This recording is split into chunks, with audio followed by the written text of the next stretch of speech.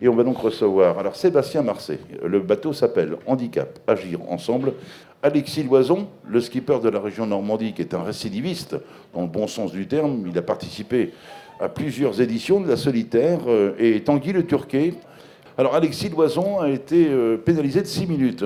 Comment as-tu réagi lorsque tu as entendu que le jury te pénalisait de 6 Oui, minutes? j'ai bien réagi. Et justement, j'ai échangé avec Georges juste avant de monter sur le plateau.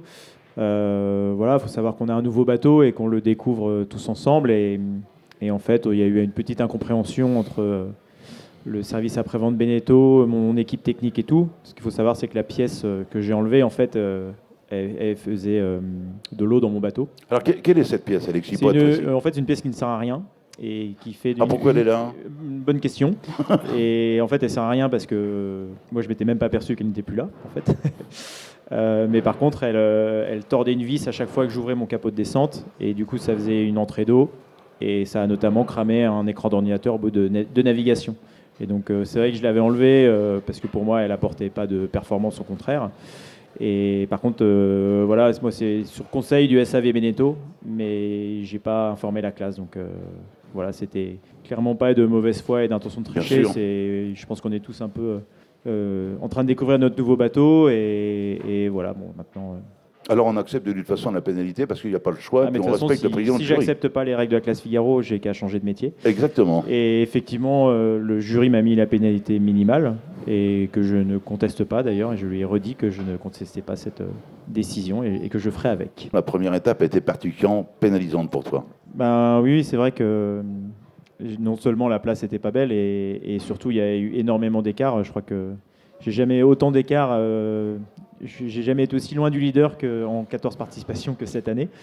Mais après, c'est la course qui fait ça. Et bon, on est qu'à mi-chemin. Hein. Et puis, oui, la route est longue. Oui, voilà. Mais c'est vrai que j'ai fait une croix sur le classement général. Par contre, il reste encore 2 belles étapes à faire. On se rapproche petit à petit de ma Normandie. Et donc, les léopards vont sortir les griffes pour de bon. Ah, c'est pas mal. C'est une belle idée. Oui, alors il y a eu beaucoup d'écart quand même. Hein. Alors évidemment, il y a beaucoup d'écart. Est-ce que c'est forcément rédhibitoire? On a reçu hier soir Johan Richaume, qui nous a dit « Je m'interdis de fanfaronner parce que tout est possible. Hein, avec le parcours qui nous attend, les renverses de courant, le marais, on peut très bien rester scotché pendant 4-5 heures. On ne lui souhaite pas, mais ça n'est pas interdit, Tanguy, effectivement. » Oui, effectivement, les écarts se sont faits dans un sens, ils peuvent se faire dans l'autre. Donc les dés ne sont pas jetés. Après, plus on avance dans la solitaire, plus on arrive dans des logiques de positionnement et de marquage par rapport aux concurrents qui peuvent nous doubler directement au classement général. Donc, c'est pas dangereux, ça? Si, c'est dangereux, ça laisse des ouvertures aux autres concurrents. Le jeu va s'ouvrir différemment. Mais avec ces nouveaux bateaux, voilà, on peut vraiment s'attendre à tout. Comme disait Alexis, il y a eu des écarts qui sont hyper importants qu'on ne voyait pas en Figaro 2. Donc on ne sait pas ce qui va se passer sur les prochaines étapes, d'autant plus qu'elles sont en manche. Et on sait qu'il peut se passer énormément de choses. Combien de participations sur cette solitaire, Tanguy? C'est ma 3e participation. Et Alexis, pardon? C'est ma 14e, je suis en train de compter. Et pendant ce temps, Sébastien Marcet découvre cette solitaire compliquée, difficile. Et Sébastien Marcet, étape numéro 2, je ne me trompe pas de feuille, il termine 12e. Belle performance, hein?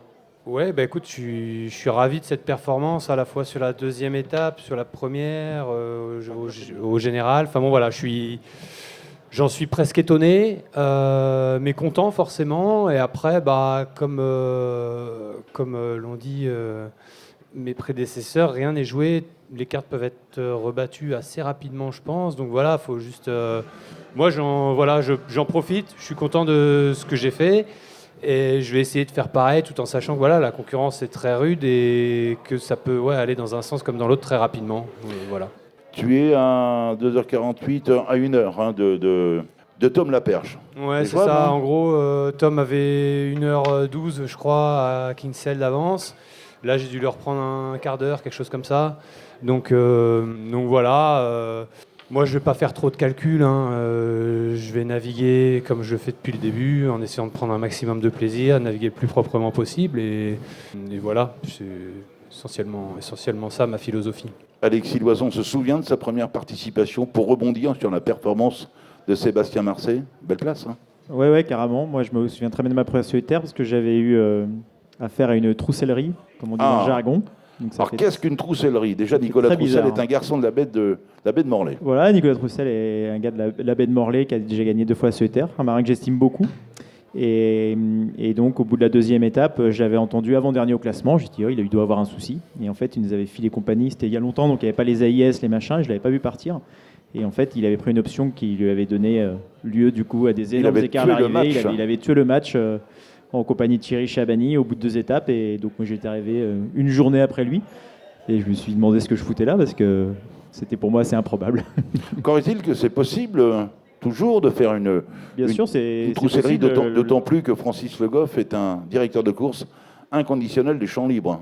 Thomas Ruyant et Clément Comagnac étaient partis complètement à l'ouest. Que vont-ils faire là-bas? Ça aurait pu être payant. Hein.